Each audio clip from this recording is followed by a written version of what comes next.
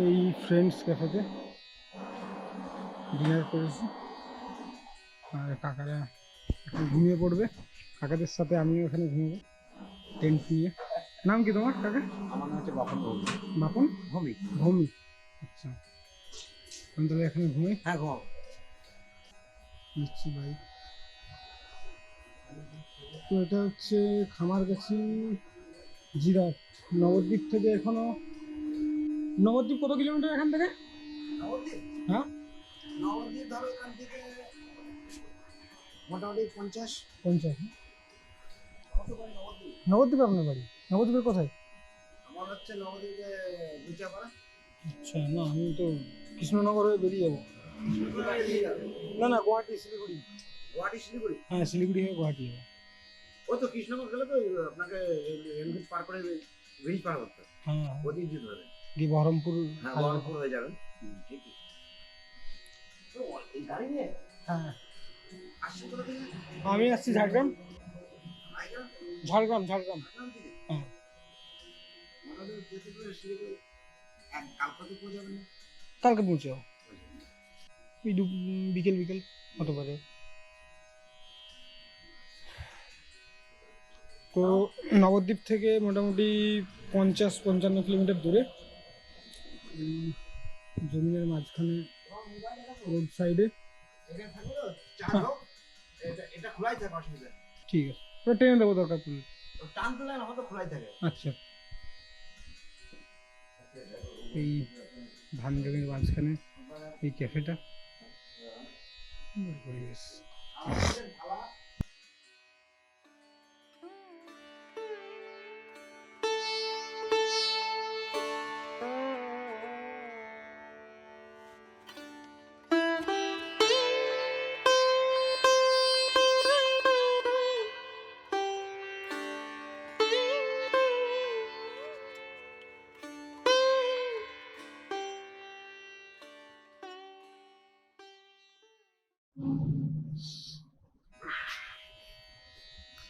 জানি না এখন কটা বাজে, কিন্তু মনে হচ্ছে সকাল হয়ে এসছে, ভোর। এটা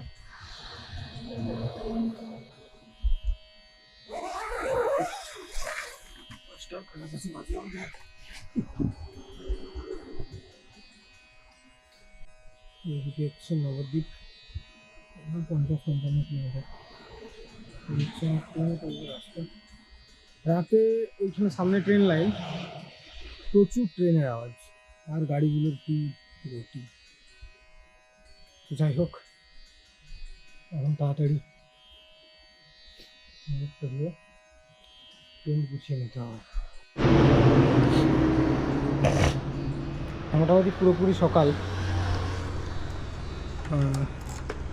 এখন আবার বেরোতে হবে। এই জায়গাটা দেখাবো বলছিলাম, দারুণ দেখতে।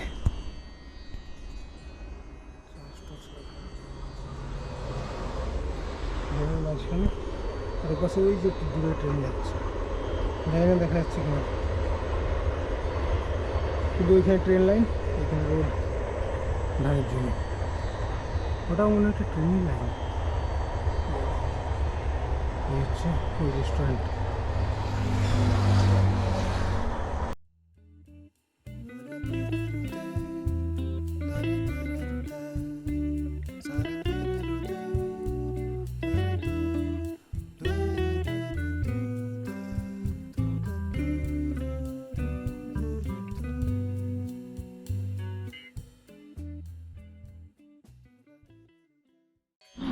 এখন টাইম হচ্ছে 5:15।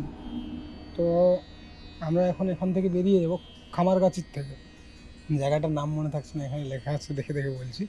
তো এখান থেকে এখন বেরিয়ে যাব, সোজা যাব কৃষ্ণনগর। কৃষ্ণনগর থেকে বহরমপুর হাইওয়ে ধরে শিলিগুড়ি।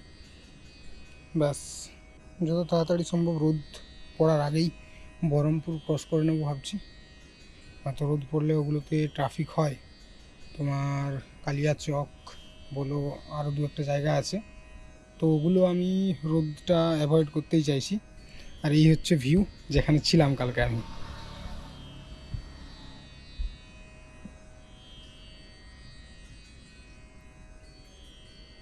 আর্লি মর্নিংয়ের ভিউ এটা। গাড়ি লোড হয়ে গেছে, জ্যাকেট পরবো আর বেরোবো।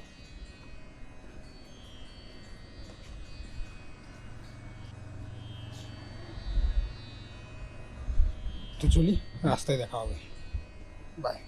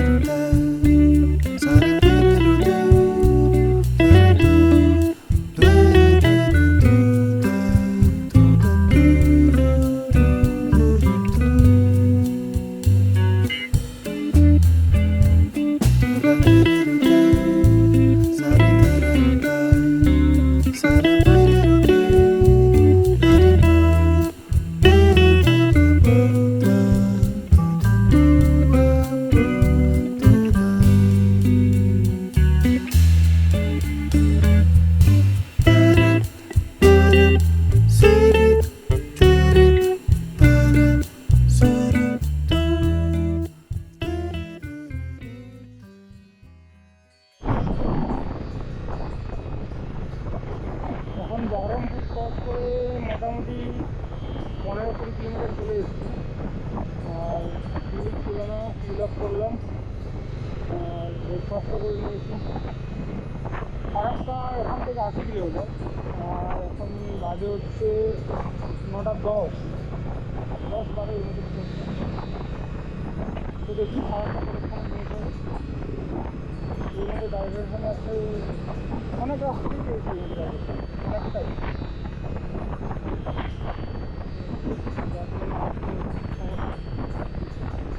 গাড়ি কখন তুলে নিতে হবে।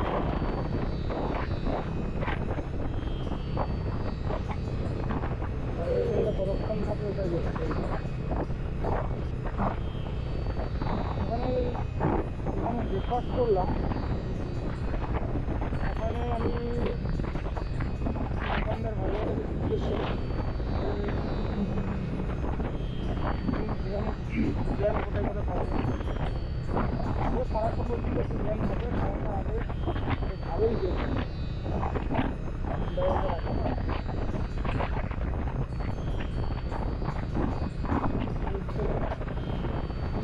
দেখি কোথাও যদি দাঁড়ায় দিয়ে আবার অন করবো।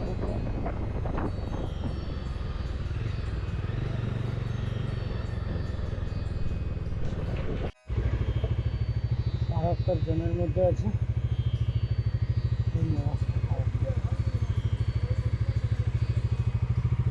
যাওয়ারই রাস্তা নেই, এখানে তো ধুলো কম আছে, আরেকটা জায়গা ছিল অনেক দূর।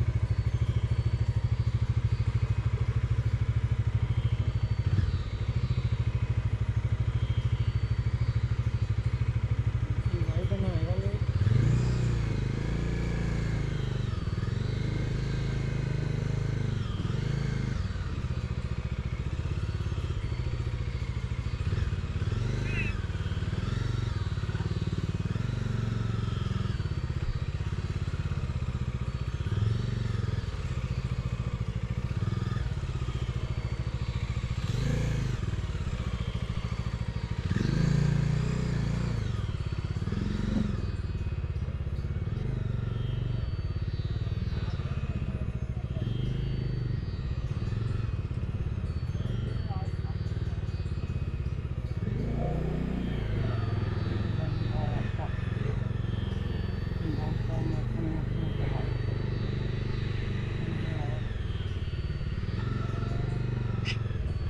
কি অবস্থা।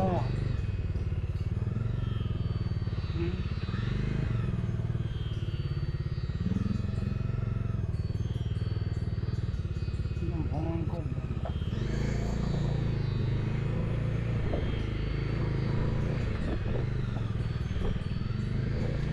বিশাল ভয়ঙ্কর।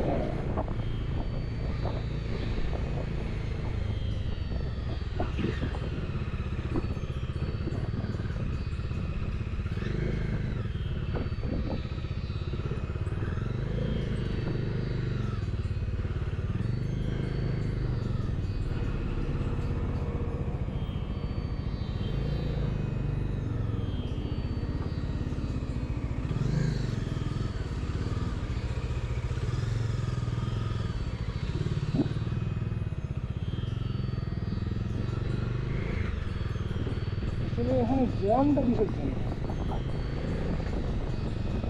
দিনের বেলায় কি ট্রাক চলতে দেয়?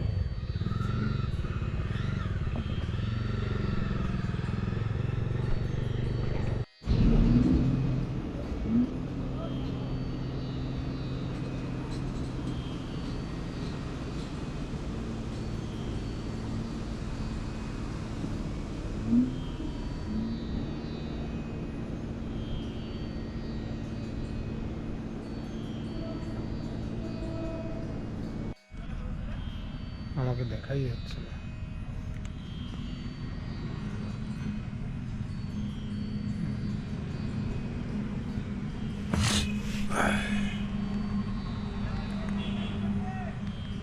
এখন সময় হচ্ছে 6:45। আর এই ঘুম থেকে উঠলাম 6:30টার সময়। এখানে এসেছিলাম 2টোর সময়, পৌঁছেছিলাম। জায়গাটা হচ্ছে ইটাহারের 10 কিলোমিটার আগে একটা পেট্রোল পাম্প। আর ওর পেছনে একটা বাগান আছে, ছোট আমের বাগান, ওইখানে টেন্ট পিচ করে আছি। মানে দুপুরে বিধ্বস্ত গরম। আর ওই ফারাক্কা ব্রিজের যে আগুনের ঘটনাটা হয়েছে, তো যার জন্য ব্রিজের ওপরে প্রায় 1.5-2 ঘন্টা রোদের উপর পুরো দাঁড়িয়ে থাকতে হয়েছে। তো তারপর আর দিনের বেলায় বাইক চালাতে একদমই ভালো লাগলো না, শরীরটা ঠিক লাগছিল না। তো এখানে এসে টেন্ট লাগিয়ে স্নান টান সেরে ঘুমিয়ে পড়েছিলাম। দিয়ে এই জাস্ট ঘুম থেকে উঠলাম, দেখি এখন বেরোবো না আর একটু পরে বেরোবো সেটা দেখছি, তারপরে আপডেট দিচ্ছে। পেট্রোল পাম্পটা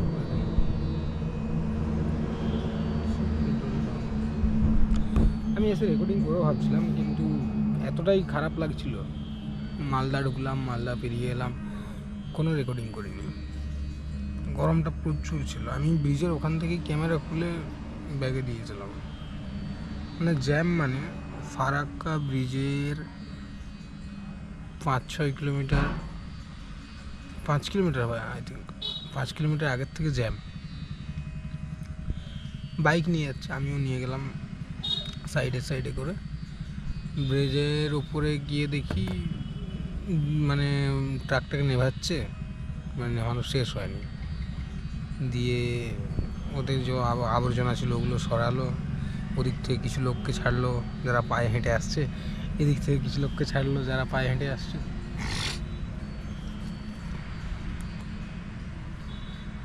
তারপরে বাইক দিয়ে বেরিয়ে এলাম। চলো, টাটা।